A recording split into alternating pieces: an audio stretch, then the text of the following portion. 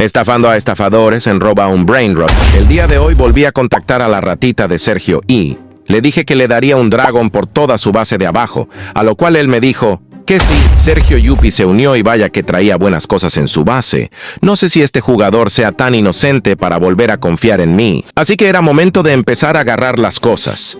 Lo primero que me llevaré es esta secret de diamante. Ahora era momento de agarrar la casa y llevarla a mi base. Y bueno, proseguí sacando todas las cosas, ya que eran varias cosas que me iba a dar. Esto es para que aprenda la lección de no robarle a las personas que se esfuerzan en conseguir sus cosas.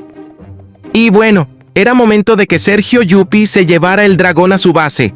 Sergio Yupi iba feliz con su dragón cuando misteriosamente desapareció. Y el dragón seguía en mi base. Dejen en los comentarios qué le habrá pasado a este jugador.